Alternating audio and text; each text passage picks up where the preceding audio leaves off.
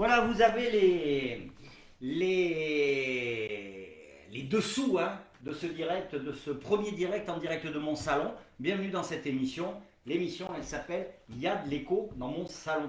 Alors, il y a de l'écho dans mon salon, ben, c'est quoi? C'est une émission qui a pour prétention de recevoir les acteurs de l'économie du territoire. Donc, le territoire, aussi bien le département que l'ex-région Limousin ou encore la Nouvelle-Aquitaine. S'il y a des gens qui veulent bien venir jusque dans mon salon, il y a des invitations qui sont lancées. Voilà, j'espère que vous nous entendez bien, que vous nous voyez bien. A priori, ça a l'air d'être le cas. À côté de moi, j'ai la star du moment. Il faut savoir que si ça se trouve, dans les mois qui vont venir, ce gars-là va recevoir le prix Nobel d'économie. On va voir pourquoi. Vous allez voir. Il est de Creuse en fait, il travaille en Creuse, mais si ça se trouve, je reçois dans mon salon le prochain prix Nobel d'économie, Philippe Daly. Comment ça va bien, Philippe? Ça va. Bonsoir Bruno, merci pour l'invitation, bonsoir à tous. Je suis ravi effectivement de te retrouver, de parler d'économie et notamment d'économie territoriale, puisque c'est le sujet qui nous anime ce soir.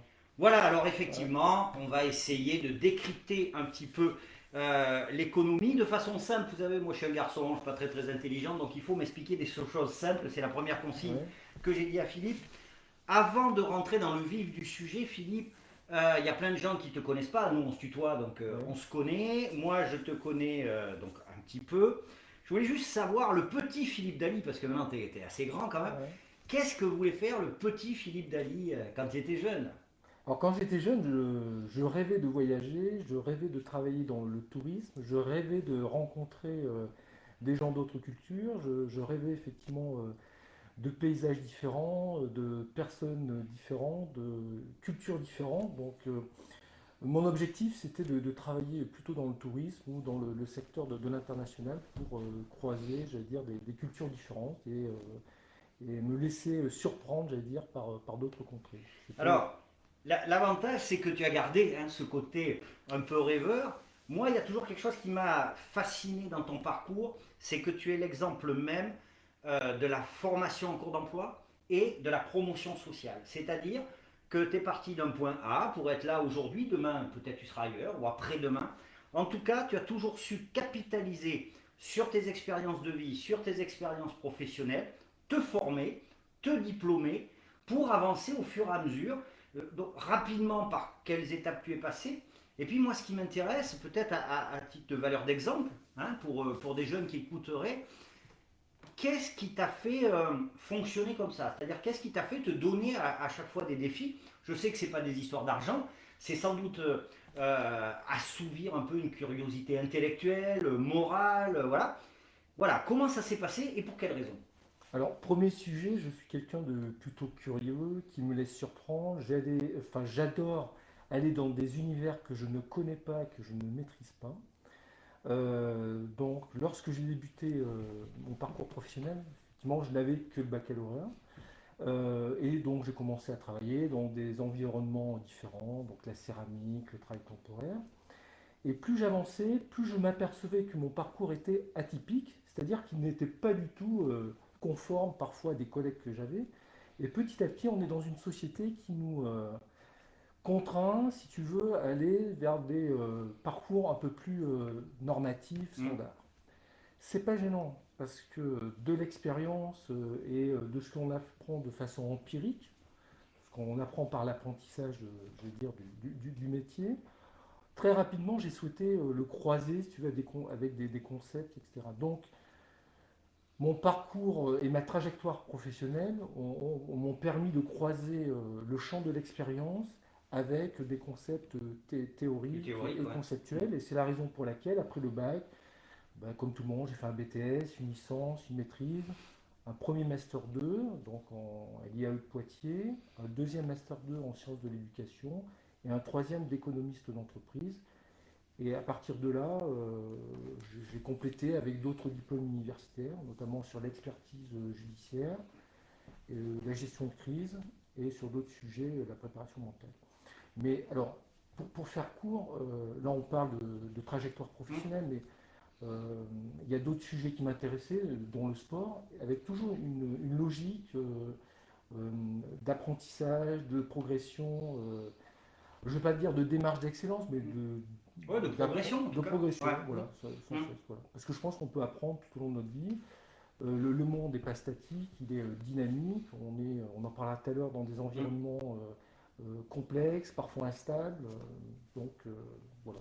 Voilà, un beau parcours en tout cas, hein, il y a sans doute des choses à prendre, soit pour vous, soit pour des jeunes qui nous regardent, ou vos enfants. En tout cas, c'est vrai que la formation en cours d'emploi, c'est quelque chose qui permet d'avancer, et effectivement, encore très longtemps. Il est encore très jeune, hein, vous savez, donc Ouais. il va encore nous réserver des choses. Un dernier point un peu perso pour les gens qui ne te connaissent Ouais. pas, c'est que tu es un féru d'aviation. Hein, tu vas Ouais. nous dire, tu pilotes un avion. Moi, je suis monté avec toi. Bon, j'ai eu la trouille de ma vie, bien sûr. Pas parce qu'il conduit mal, hein, pas parce qu'il pilote mal, Ouais. mais parce que ben, c'est impressionnant, hein, ces avions. Je voulais savoir en quoi, tu sais, on parle souvent des soft skills en ce moment, des choses comme Ouais. ça. En quoi ta passion pour l'aviation alimente ta pratique professionnelle et l'inverse? Alors, la question est intéressante. Premier sujet, c'était un rêve de dire, tiens, est-ce qu'on peut voler? Et donc, derrière ce rêve, on se dit, est-ce que c'est possible? Est-ce que c'est réalisable? Quelle en est la faisabilité? Et donc, il y a beaucoup de freins qui se présentent à nous. Et quand tu nourris une passion, une envie, tu te rends compte rapidement que tous ces freins tombent. Et donc tu te mobilises, comment dire, tu mobilises de l'énergie, du temps, et tu réalises ce que tu as envie. Alors par rapport à ta question, ce que j'adore dans l'aviation, c'est à la fois la vision globale que l'on peut avoir quand on est dans un avion, et la nécessité d'avoir une vision aussi assez précise, analytique, lorsqu'on est en vol. Donc, on passe d'une vision assez globale du paysage avec des logiques très très pointues. Et pour pouvoir faire ça, donc quand tu étais avec moi, c'est sympa, on est vraiment dans la pratique, Ça, où c'est clair. là, on manœuvre, on pilote, mais derrière, ça sous-tend un bon nombre de connaissances ou de compétences, si tu veux, sur la météo, sur l'aérodynamisme, sur plein de sujets, sur la réglementation. Et ce qui est intéressant, c'est l'activité qui est complexe, qui croise tous ces sujets-là. Voilà, c'est tout ce qui m'intéresse parce que c'est rythmé, au-delà de pouvoir découvrir un fabuleux Paysage. territoire Ouais. qui est le Limousin. Très bien, alors j'ai un œil sur l'écran Oui, là de contrôle, hein, donc Philippe, tu es ouais, magnifique, là, un superbe masque, très bien. Alors vous ne voyez pas, mais j'ai une sorte d'assistant là qui est pas loin. Je m'adresse un peu à cet assistant parce que moi je ne vois pas s'il y a des questions sur le direct. Bon, j'espère hein, qu'il va y en avoir. En tout cas, sachez que vous pouvez poser des questions. Bien évidemment, je rappelle les règles du jeu. Moi je suis pas là pour qu'on dise ça, ça va pas, ça va pas, ça va pas. Je suis là pour qu'on pose des questions dans le bon sens et dans le sens de la dynamique, dans le sens de l'optimisme. On n'est pas là pour critiquer les gens, on est là pour faire des choses euh, positives. Voilà, donc effectivement, s'il y a des choses qui sont désagréables, je vous le dis tout de suite, on n'en parlera pas, hein, je les effacerai, et puis voilà. Bon, Philippe, on a, euh, on a vu un petit peu plus qui t'étais pour les personnes qui sont un peu curieuses comme moi. On va maintenant aborder le cœur de l'émission, hein. Le cœur de ouais. l'émission, c'est le côté économique. Concrètement aujourd'hui, alors j'en rajoute un peu, mais bon, les gens qui me connaissent savent que c'est pas trop mon genre.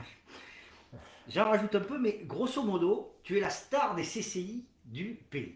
C'est-à-dire que ton équipe, toi, tes administrateurs, vous avez réussi, en période de crise, à initier, je dis bien initier puisque ça a été Mhm. largement repris depuis, tu vas nous dire combien aujourd'hui on a réouvert, tu as réussi à initier la réouverture de restaurants dans le cadre un peu spécifique hein, des repas d'ouvriers du bâtiment et des travaux publics.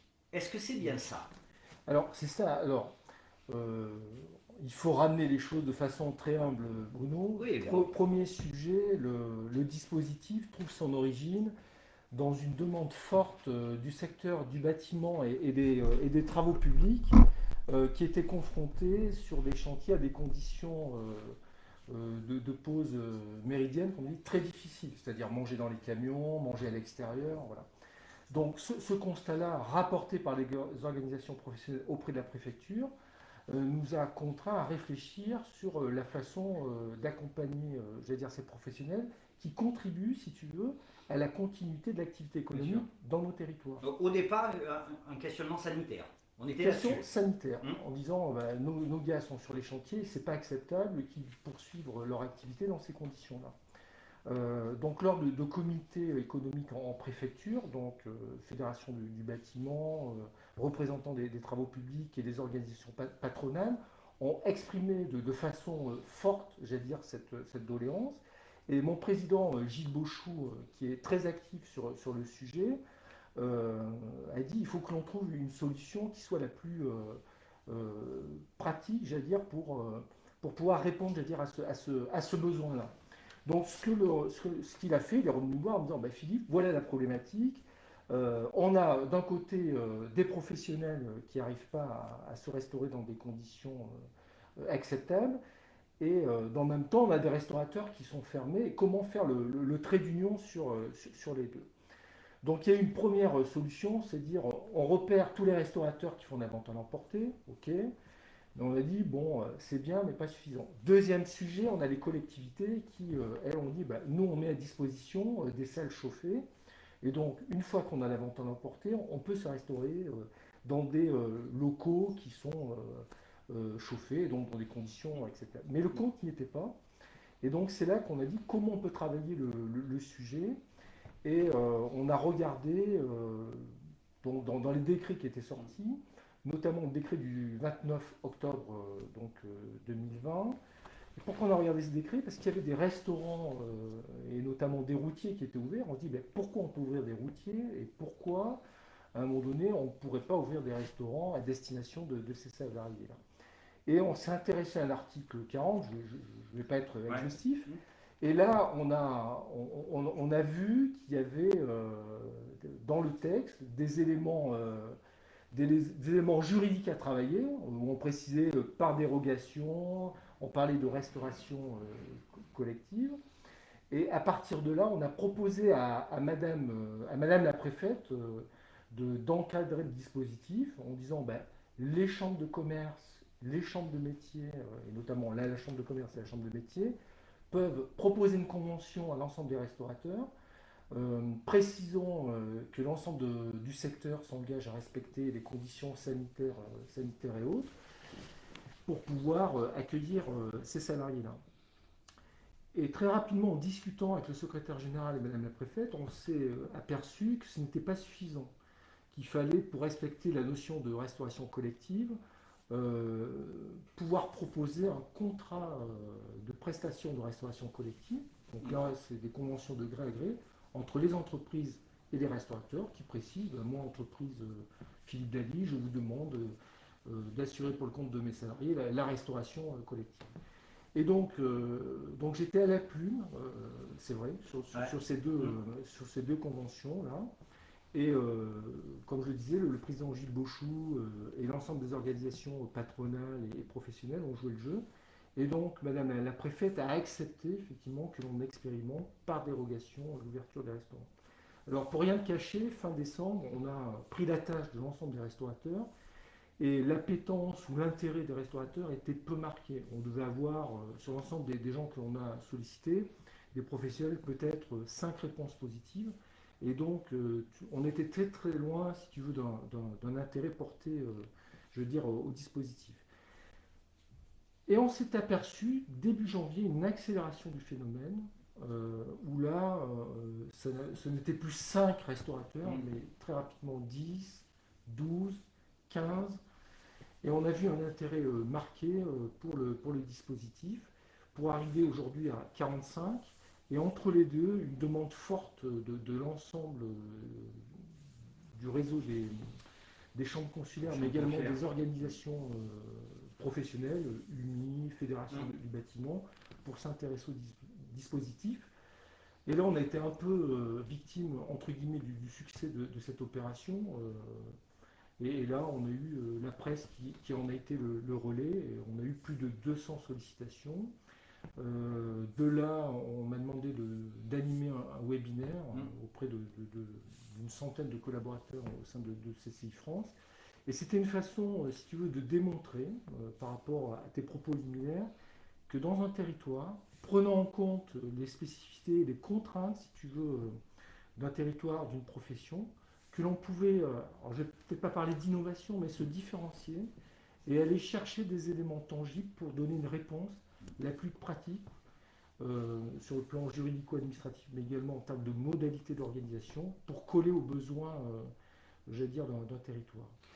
Alors, c'est intéressant parce que, en fait, il y a quand même un cadre légal qui a Absolument. permis ça, c'est-à-dire Mhm. l'exploitation de ce cadre légal Oui. t'a permis, toi et ton équipe, d'enclencher Ah la oui. dynamique.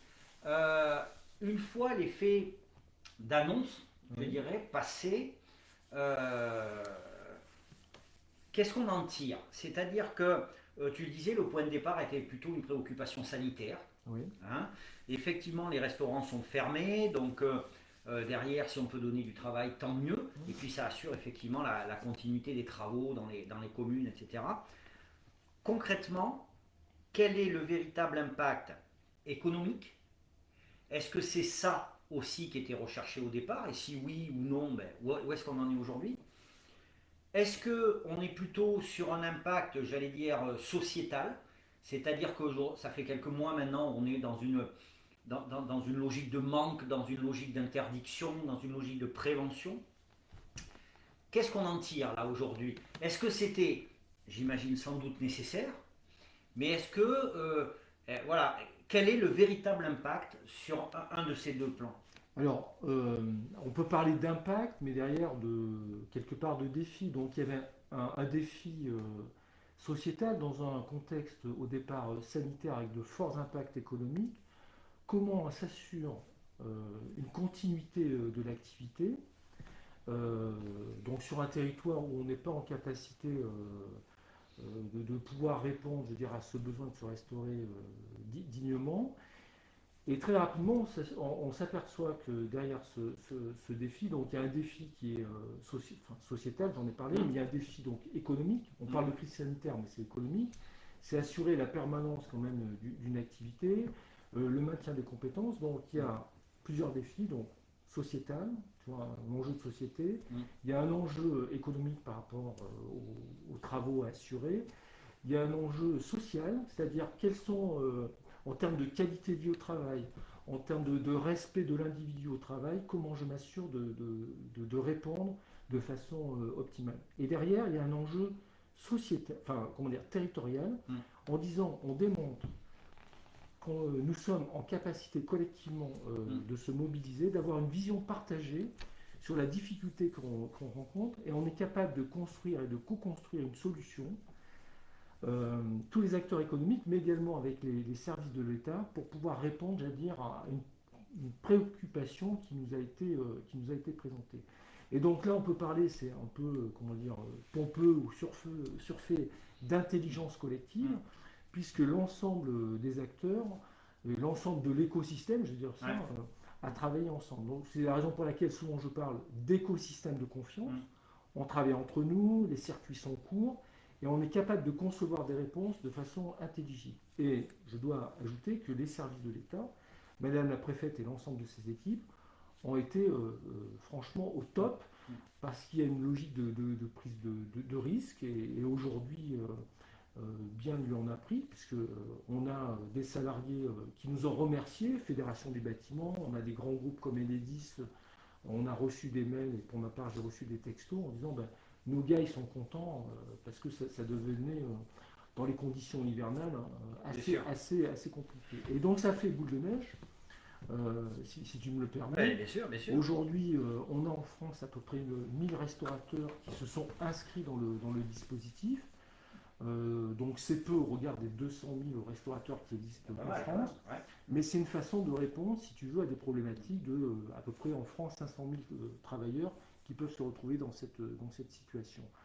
Donc d'une initiative territoriale, on voit qu'on peut modéliser, y compris, et c'est intéressant ce que tu dis sur le plan juridico-administratif, une organisation, un dispositif qui a un rayonnement national et qui a été l'objet de discussions aux questions faites au gouvernement justement hier. Et alors c'est d'autant plus intéressant qu'on a dans nos organisations des juristes et autres, et la question de la différenciation ou d'une logique un petit peu innovante, elle n'est pas que technique médico-scientifique ou juridico-administrative, elle sous-tend à un moment donné de bien observer le territoire, d'être à l'écoute du territoire et de chercher des solutions qui soient les plus pragmatiques possibles. Alors justement, je voulais qu'on en arrive là, on a bien compris la logique. Je rappelle, si vous êtes restaurateur, si vous êtes travaillé dans le bâtiment, vous avez des questions, vous pouvez les poser en direct. Je ne sais pas si des questions arrivent ou pas, on verra. Ça, c'est, je dirais, alors c'est bien parce que sur le coup, ça a fait un appel d'air. Hein, tu l'as dit, aujourd'hui, il y a 1000 restaurants environ qui ont réouvert dans ce cadre. Il faut bien préciser, dans ce cadre, sur l'ensemble du territoire national. Ok, une fois passé là, cet événement marquant, en fait, il faut aller un peu plus loin que ça. Ce qui est intéressant dans la démarche, alors tu l'as dit, en fait, tous les ingrédients étaient là et se sont mis en ordre de marche pour permettre cette action-là, mais en fait, la réelle démarche, c'est une fois passé la situation de sidération liée au Covid et avec toutes les restrictions que ça amène, etc., tu t'es mis avec les acteurs du territoire, de la Creuse, dans une démarche de plan de relance et surtout de réactivation d'une dynamique territoriale. Une fois passé le temps de réaction, c'est-à-dire on fait comme ça parce que c'est plus possible comme avant, là il s'agit de redéfinir des axes stratégiques, des dynamiques, parce qu'il faut continuer à avancer. Et ça, c'est un des exemples, mais ce n'est pas le seul sur le territoire. Et j'imagine que l'ensemble des CCI de France, c'est un de leurs rôles aussi d'accompagner chacun à se remettre en ordre de bataille. Alors, par rapport, donc je souhaite ajouter un complément. Sur l'enjeu économique, la question des réalités économiques, le fait que les restaurateurs puissent faire de la restauration collective, souvent ils le font sur des réalités économiques, faibles, c'est-à-dire qu'ils ne vont pas gagner de l'argent. Dégradés, de façon dégradée, c'est-à-dire qu'ils vont quand même assurer une continuité du service, c'est-à-dire avec leurs clients, c'est-à-dire on renforce le lien aux clients, ce qu'ils avaient perdu, on essaie de maintenir les compétences et de mobiliser les salariés, et c'est une façon aussi de maintenir la valorisation de leur fonds de commerce. Parce que leur crainte, ça va faire pratiquement 1 an que certains sont fermés, on va arriver au mois de mars, là. Et c'est compliqué pendant 1 an quand tu ne travailles pas, de garder les équipes, de les rester mobilisés. Donc, par rapport à ta question, c'est de dire, ok, on est sur une logique proactive, et c'est intéressant parce que ce qu'on a observé, que c'était parfois difficile de dupliquer un modèle creusois dans d'autres territoires, où l'État essaye de se prémunir en disant est-ce qu'il y a une prise de risque ou pas. On est dans un contexte sanitaire très contraint et assez aigu. Et donc, ça nous a encouragé à être davantage proactifs qu'on l'était. Mais une fois qu'on dit ça, on a donc cette initiative-là, et dans le même temps, on a l'État qui a conduit un plan de relance, 100 milliards d'euros sur 3 leviers, on va en parler tout à l'heure, hein, sur l'écologie, la compétitivité et la question de la cohésion.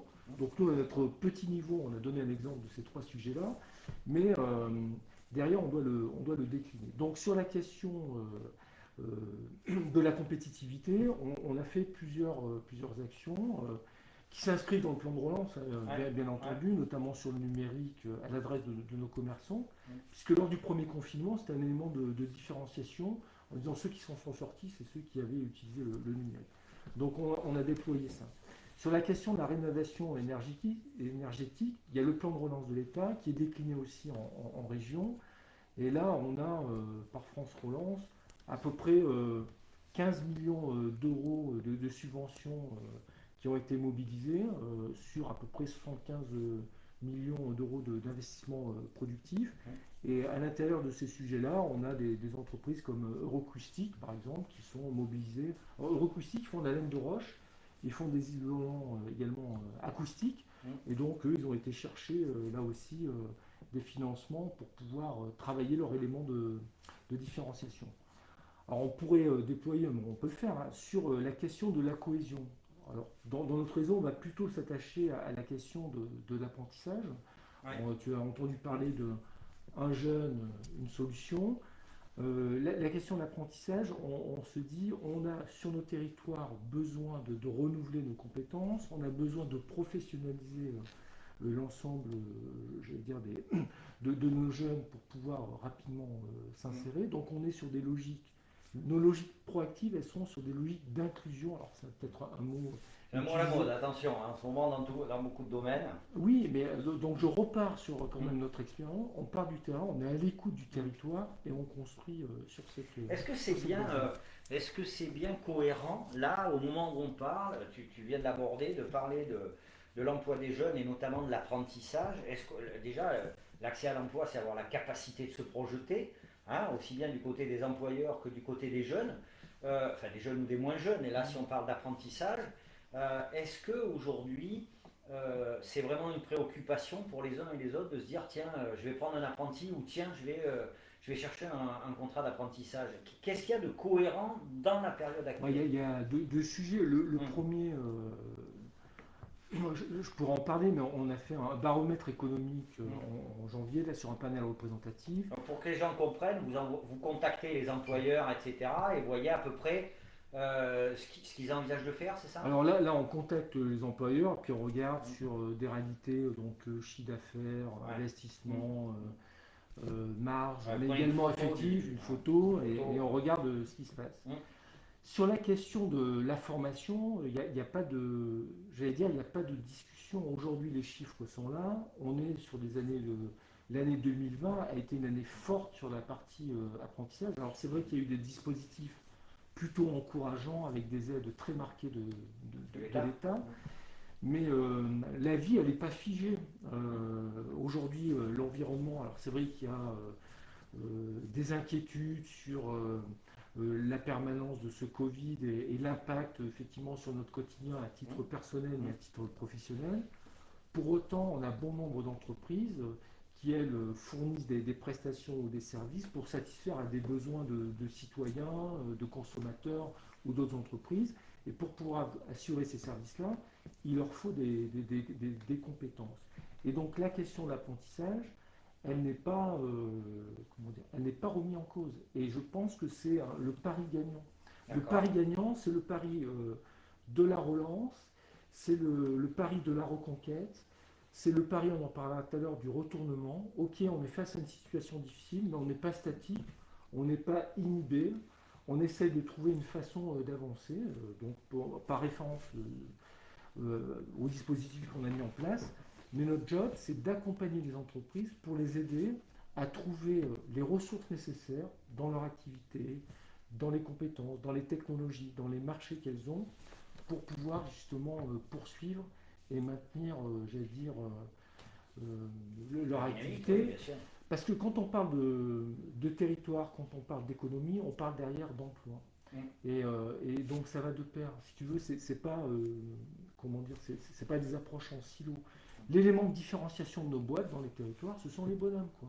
On peut, alors c'est vrai quand il y a des périodes difficiles, on dit souvent que c'est la variable d'ajustement, mais par expérience, on s'est aperçu lorsque tu avais une compétence, et notamment en Creuse qui manquait, ben c'est des commandes en moins, c'est des livraisons pas assurées, et c'est donc la part belle, j'allais dire, à des concurrents autres. Alors justement, la Creuse, le territoire, les acteurs investissent un peu sur une niche, hein, sans doute, qui est l'industrie en Creuse. C'est quoi l'industrie en Creuse et en quoi consiste justement cet accompagnement et ces possibilités de développement? Alors, la question elle est assez intéressante parce que. Merci. Hein. Non, non, alors, je vais vous dire tout de suite, c'est lui qui me l'a écrit. Non, sur la question de l'industrie, nos difficultés en Creuse, alors déjà dans le paysage, on a à peu près 5800 entreprises inscrites au registre du commerce et des sociétés, et on a un tiers qui sont du secteur de l'industrie et du bâtiment et des travaux publics. Sur l'industrie, il n'y a pas de véritable filière. On a des entreprises qui malheureusement ont fait parler d'elles comme GMS Industrie, mais on a dans le même temps des pépites, tu vois, Codéchamps, AMB, on pourrait parler d'Acaplast, Atulam, Adam, Eurocoustic, j'en reparlerai tout à l'heure. Et donc, ce sont des entreprises qui sont de véritables pépites parce qu'elles sont reconnues dans leur secteur d'activité. Donc, on n'a pas de véritable filière, mais par contre, on a de véritables pépites dans notre secteur. Donc, ce qui nous intéresse, nous, c'est de les accompagner, bien entendu, sur là aussi des logiques de marché et de différenciation. Mais dans le même temps, on a, dans le cadre du plan de relance, investi ce qu'on appelait les territoires d'industrie, un dispositif lancé par l'État et donc piloté, j'allais dire dynamisé par la région. Et on a en Creuse un territoire d'industrie qui regroupe la communauté Creuse Grand Sud, le pays, la communauté australienne et autres. Et donc là-dessus, on a vu qu'il y avait des entreprises à accompagner en les aidant à aller chercher des financements, tu vois, sur des logiques dont on parlait tout à l'heure, qui peuvent être l'économie circulaire. Alors, c'est un grand mot, mais c'est tout ce qui est comment dire, lié à l'énergétique, en quoi les déchets des uns peuvent être les ressources des autres, comment optimiser justement ce qu'on appelle les influents, la matière, et comment peut-être travailler ensemble pour tout ce qui est gestion des déchets. Donc on a des boîtes qui aujourd'hui ont pu aller chercher des ressources là-dessus. Donc notre job, c'est de les aider à aller chercher des financements pour se développer, pour être plus fort demain. C'est aller chercher des financements pour former, pour professionnaliser. C'est également aller chercher des programmes, des financements pour pouvoir transformer les organisations. Hein, on parle d'usine du futur, on va aller chercher du numérique, de la cobotique, de la robotique. Voilà. D'accord. Donc, quand on parle de territoire d'industrie, c'est de dire que sur l'ensemble du département de la Creuse, on a ces pépites-là. On doit être très vigilant pour les aider, je veux dire, à passer ce cap difficile, mais surtout à rebondir et aller chercher des marchés autres. Quoi. Ah, ça, c'est une démarche. C'est vrai que pour les gens qui ne connaissent pas la Creuse, il y a un truc en Creuse, hein, quand même, notoire, c'est la tapisserie. Alors, la tapisserie, est-ce que c'est has-been? Est-ce que c'est fini? Est-ce que on relance la tapisserie? Et si oui, comment? Alors, la tapisserie. On ne parle pas de la tapisserie papier peint. Je le dis, si jamais il y a des gens qui savent pas ce que c'est la tapisserie, allez voir tapisserie d'Aubusson sur internet, c'est pas du papier peint. Bon, la tapisserie, alors, c'est pas du tout has-been, c'est véritablement. Si on prend Aubusson, c'est une véritable marque reconnue. C'est l'excellence. C'est l'excellence, reconnue sur le champ international.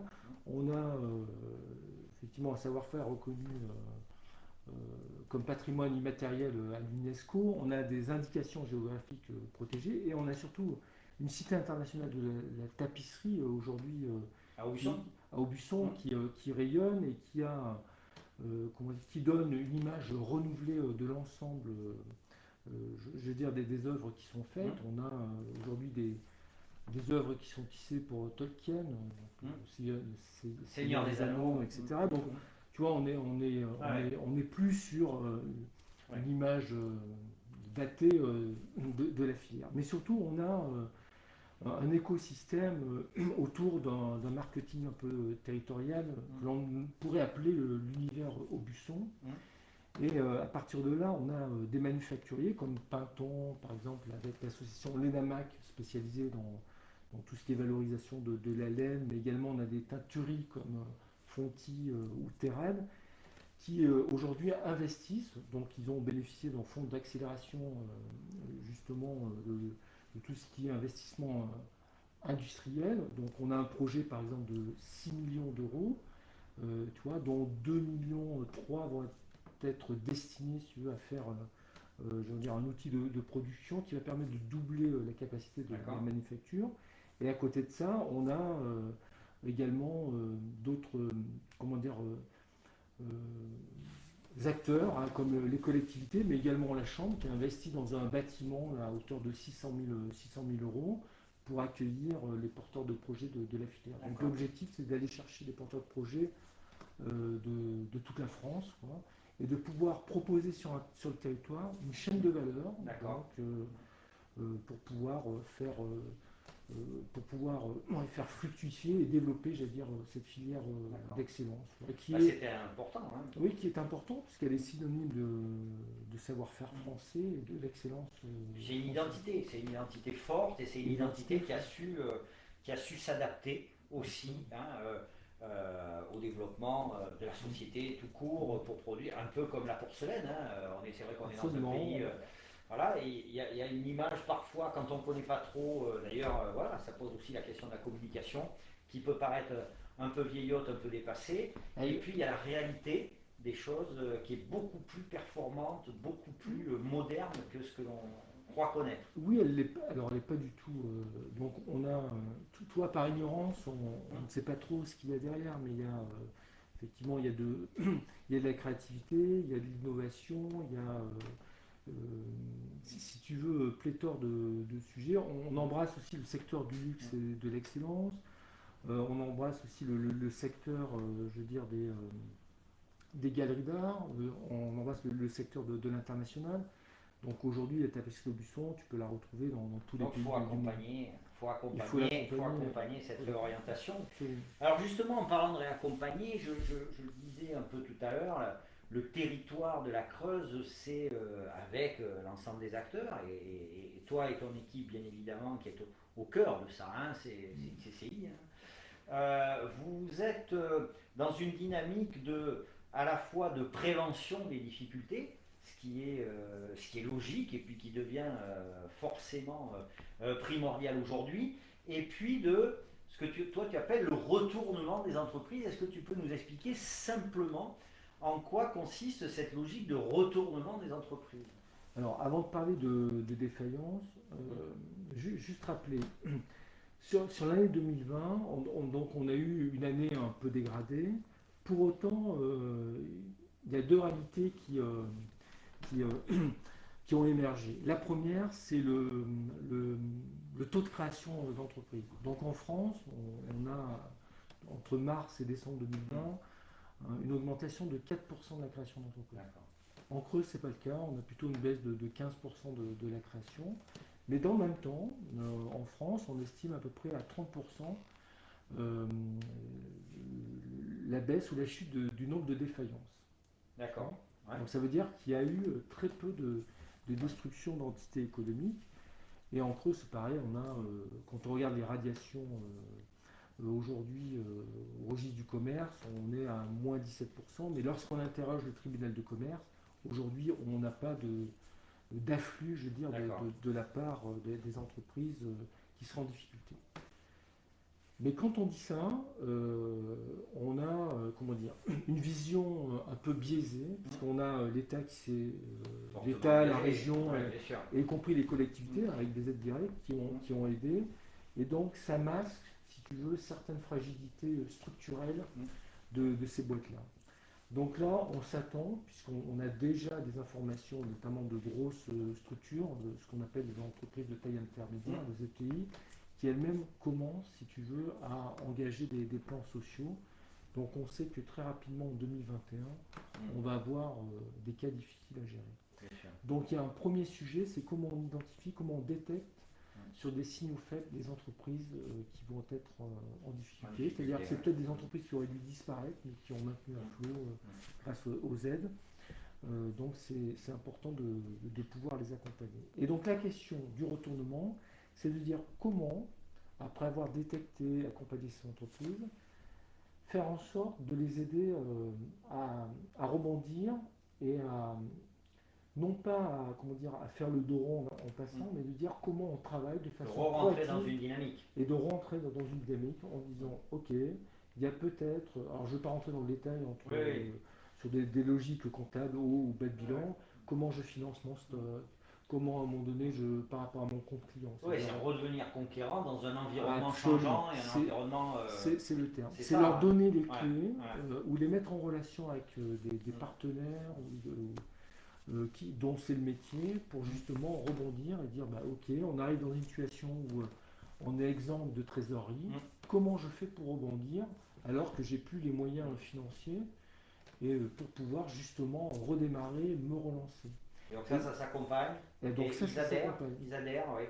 l'ASDR, mais il y a tout un travail, pour le coup, alors je ne vais pas dire pédagogique, mais un peu, en Travail de leur proximité, j'imagine. proximité, en leur Hum, expliquant qu'il existe des outils. Alors certes, ça a un coût, mais le coût est sans commune mesure bien sûr. avec ce qu'ils pourraient aujourd'hui perdre. Donc il y a une logique, je veux dire, de mobilisation à leur faire prendre confiance, quoi. Et conscience, pardon. Voilà, on le voit sur le territoire, hein. Alors c'est vrai en Creuse, hein. Aujourd'hui c'est Philippe Daly qui est là, c'est normal qu'il nous parle de la Creuse. Ça fonctionne, on aura d'autres interlocuteurs, hein. On aura d'autres CCI qui viendront, qui font d'autres choses ailleurs. On a fait un petit peu le tour, hein, de façon assez synthétique de la réalité du territoire creusois et des démarches en cours, des initiatives. Le message, hein, il est là. Le message, il est qu'on est dans une situation qui est ce qu'elle est et que, grosso modo, on ne s'arrête pas pour autant et même on commence quand même on recommence à regarder devant et à se projeter dans le futur. C'est important, hein, parce que ça aussi, c'est un des retentissements de cette crise, c'est qu'à un moment donné, on ne sait plus se projeter. Donc là, au moins, tes services sont là pour ça. Mhm. Donc, merci pour tous ces renseignements. Moi, oui, vas-y. Oui, Vas-y. non, je voulais rajouter, j'en parlais tout à l'heure, la vision territoire-entreprise. C'est, je te dis souvent, on écoute le territoire, donc il y a des sujets sur lesquels on nous fait part d'une difficulté, on essaye de trouver la réponse pour pouvoir, je veux dire, continuer à avancer. Il y a d'autres sujets où on va mobiliser des fonds, tu vois, je te parlais de l'investissement de 600 000 euros, où on fait des ateliers relais pour encourager, accompagner, je veux dire, l'accueil de porteurs de projets. Donc on est dans la proaction, Ouais. si tu veux. Et sur d'autres sujets, donc quels que soient les secteurs d'activité, ce qu'on essaye, c'est de façon descendante de pouvoir faire bénéficier aux entreprises au territoire des financements et des fonds disponibles. Et dans le même temps, on essaye d'observer s'il n'y a pas des sujets, des initiatives que l'on pourrait accompagner pour les faire émerger et du coup, pour démontrer que ce territoire, bien qu'il soit hyper rural, est innovant et différenciant. Ouais, quel programme. Je vous l'avais dit, c'est un futur prix Nobel, hein, ça ne devrait pas tarder. Je sais pas. Dans les 6 mois, il est prix Nobel, je dirais. Je me suis fait prendre en photo tout à l'heure avec lui. Je dirais, il était dans mon salon. Qu'est-ce que vous voulez? C'est ça, je me ferai mousser une fois de plus sur le dos d'une CCI ou d'un acteur XY. On va bientôt se quitter là dans 5 minutes. Déjà, on a débordé d'un quart d'heure. Mais on s'en fiche, on fait ce qu'on veut. On est dans mon salon et on a quelques petites cacahuètes là, un peu devant. Et puis, on n'est pas pressé par le programme qui vient derrière. Moi, j'avais une question là. On va laisser de côté. Philippe a été très explicite, pédagogue, nous a bien expliqué ce qu'il faisait tous les jours au boulot. Et croyez-moi, les heures sont longues. Moi, ce qui m'intéresse juste, Philippe, c'est que comme moi, tu te lèves le matin, tu te prépares, tu commences à penser à ta journée, etc. Après, tu rentres chez toi. Je voulais savoir, quand le Philippe Daly qui rentre chez lui, le soir, il a bossé, il a entraîné des gens avec lui, il a imaginé des choses, il s'est battu, etc. Et puis il rentre. Et comme monsieur tout le monde, hein, tac, tu te retrouves dans le contexte de la Covid. Qu'est-ce qu'aujourd'hui le citoyen Philippe Daly perçoit de cet environnement de crise? Quelles sont tes difficultés? Qu'est-ce que tu regrettes éventuellement? Qu'est-ce qui est plus difficile à vivre en tant que citoyen? Là, je ne te parle pas des autres, puisque c'est ton boulot de penser aux autres toute la saine journée. Là, en tant que citoyen, qu'est-ce que ça t'inspire? Comment tu vis ça, quoi? Une fois que ma journée est terminée, donc j'ai tout envie, c'est de retrouver des gens qui me sont proches. Bien sûr. Et la première chose qui m'interpelle, c'est la question de la liberté, la question de pouvoir vivre pleinement ma vie avec les gens qui me sont proches. Ça veut dire quoi concrètement? La question du couvre-feu, par exemple, c'est une question qui, tout de suite, je comprends un peu la raison pour laquelle ça a été mis en place, mais percute, si tu veux, mes logiques de liberté, mes logiques un peu de démocratie. J'ai un profond amour pour la liberté, si tu veux. Et donc cette crise, effectivement, va percuter, si tu veux, de plein fouet ces éléments-là. Donc ma première pensée, quand je rentre, je me dis, j'essaye de faire au mieux pour l'économie, les entreprises, pour mes équipes. Qu'est-ce que je pourrais faire de plus chaque jour pour les gens que j'aime, pour moi, comment je pourrais faire davantage un petit peu plus ou différemment pour eux et pour moi. Et donc, dans le contexte actuel, c'est assez parasitant. Donc, je parlais du couvre-feu, donc sur le plan humain, c'est compliqué, mais tu vois, des projets de voyage, des projets sont tout de suite percutés. C'est-à-dire que clair. la vision de moyen terme, elle est un petit peu parasitée. Donc, ça n'empêche pas, hein, ça n'empêche pas Ça d'avancer. n'empêche pas de vivre, Mais voilà. la première pensée, c'est celle-ci. C'est Voilà. de dire, voilà, je vis bien avec, hein, mais On est bien obligé de faire. on est, Ah oui. on est en environnement contraint. Et oui, c'est ce qui peut freiner un petit peu tout ça. Mais ce que je te dis, c'est tous les jours, on est. Alors, c'est pas bien de dire ça, mais l'être humain est un peu feignant.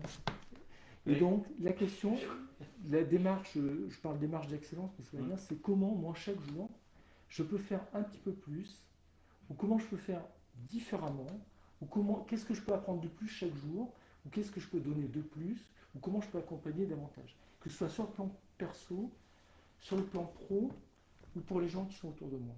Et ça, c'est compliqué, mais c'est un petit peu pour revenir sur tu vois, le début de ton interview. Eh oui. C'est mon petit moteur, ma petite mécanique qui est dans le cœur et dans la tête. Voilà, ben, ça sera les derniers mots. En fait, c'est Voilà. le dernier mot de Philippe Dany, parce que moi, il faut m'arrêter. Vous voyez, pour m'arrêter. Moi, je vais vous annoncer. Merci en tout cas. Ben, Merci merci Bruno, d'avoir été le premier invité. Merci. Merci de cette franchise et de ses capacités, bien sûr. Il est intelligent, bien sûr. Il a travaillé à l'école, il vous explique des trucs. Moi, je ne savais même pas que ça existait. Qu'est-ce que vous voulez que je vous dise? Moi, je vais vous donner rendez-vous pour la semaine prochaine, mercredi 3 février. Mercredi 3 février, il y aura à la place de Philippe Thomas Roux. Thomas Roux, c'est le directeur de la clinique Chénieux à Limoges. Avec lui, je veux qu'on parle de l'économie de la santé. Hein. C'est une économie, en ce moment c'est un sujet d'actualité. Je veux qu'on parle de gestion du personnel. Je me suis laissé dire qu'il y avait des difficultés de recrutement. Je me suis laissé dire dans les métiers du médical, je me suis laissé dire qu'ils étaient en souffrance aussi. Et puis je voudrais qu'on mette aussi des chiffres sur des actes, parce qu'en France, la santé, on a la chance d'être dans un pays où finalement il y a beaucoup de prise en charge. Et arrive un moment, je me demande si on n'oublie pas que tout ça a un coût. Et je trouve que c'est intéressant, ne fût-ce que de le dire. Je ne juge pas, je dis simplement, moi par exemple, ça m'intéresse de savoir combien ça vaut quand Philippe va se faire vacciner. Et ce genre de choses. Ça fait du bien de se remettre. Ça remet le sens du collectif un peu en tête, je trouve. Et puis, le 10 février, on va recevoir quelqu'un là aussi. On dirait une jeune fille de 15 ans. Voilà, elle est là, elle se promène nonchalamment et tout ça. Elle dirige une entreprise qui fait des millions d'euros de chiffre d'affaires. Tu la connais, elle s'appelle Dorothée Ferreira-Garcès. Elle est présidente du MEDEF Haute-Vienne-Limousin. Elle est membre du COMEX 40. Moi, chaque fois, je bois ses paroles, c'est parce que elle en fait pas trop. Elle explique ça avec grâce et sourire et elle est d'une efficacité. Alors, vous voyez, vous êtes dans mon salon, c'est pour ça que ça sonne. J'avais dit à la personne de ne pas sonner, mais c'est pas grave, elle sonne quand même. Ensuite, on recevra Dorothée. Après Dorothée, bien sûr, on recevra Christelle Lelay-Caroff. Christelle Lelay-Caroff, elle est directrice de l'OFII, directrice territoriale, l'Office français d'immigration et d'intégration. Ça aussi, c'est important. J'avais envie qu'on parle. Il y a un certain nombre d'actions sur le territoire, de plus en plus en direction des migrants. C'est un sujet sensible, mais c'est un sujet intéressant. Qu'est-ce qu'on cherche avec ces actions en direction des migrants? Là aussi, ça a un coût. Quel est l'impact? Quel est le retour, etc. Attention, sujet sensible, mais sujet pour discuter. On n'est pas là pour avoir des discours inadaptés. Et puis, le 4 mars, on aura Guillaume Guérin. Guillaume Guérin, ça va être une première. Il est président de Limoges Métropole. Je ne l'ai jamais interviewé, il n'est jamais venu chez moi. Donc il va venir là. Je vais lui demander déjà qu'est-ce que c'est que Limoges Métropole. Parce qu'un gars comme moi, il voit bien ce que c'est une mairie, il voit bien ce que c'est un département, il voit bien ce que c'est une région, mais il ne voit pas trop ce que c'est qu'une métropole. Quelle est... Alors, pareil, on se pose toujours les questions. Quand on parle d'économie, on voit bien la notion d'entreprise, mais les collectivités ont aussi, et tu le disais un peu d'ailleurs, un impact économique, ont des actions et même des compétences en termes de développement économique. Donc on va voir ça, on va le faire de façon très décontractée. Je vous rappelle aussi que Si vous cherchez du travail, si vous proposez du travail, vous pouvez aller sur le site www.emploi-nouvelle-aquitaine.fr avec un tiré du 6 entre emploi nouvelle-aquitaine.fr. Il y a des offres, vous pouvez poser vos offres d'emploi, c'est gratuit. Vous pouvez consulter les offres, vous pouvez consulter également et déposer vos CV gratuitement. Il doit y avoir plus de 800 CV. C'est un site qui fonctionne pas mal, hein, qui fait aux alentours de 1000 personnes par jour sur la Nouvelle-Aquitaine. Profitez-en. Aujourd'hui, eh bien, écoutez, il y a quelques personnes quand même qui ont suivi, quelques personnes qui ont laissé des commentaires. La vidéo sera mise à disposition, hein, elle va être enregistrée, on va la partager sur l'ensemble des réseaux sociaux. Vous pouvez encore mettre des commentaires, je le dis bien, des commentaires positifs, à part si c'est moi pour dire que je suis mal peigné, ok, ça j'accepte. Après, si c'est des choses plus compliquées, non. Voilà, je vous donne rendez-vous à bientôt. N'hésitez pas à mettre vos commentaires, n'hésitez pas à faire des propositions. C'est pareil, si vous êtes un acteur de la vie économique, eh bien, écoutez, moi je vous accueille dans mon salon avec plaisir et puis on en parle pendant une demi-heure, trois quarts d'heure. Merci beaucoup Philippe. Merci Bruno. À très bientôt. Merci à tout le monde. Voilà, et puis moi je vous dis à très bientôt. Maintenant, c'est l'heure d'aller manger. On a fini l'apéro, on va manger. Merci beaucoup. Merci. Au revoir. Au revoir.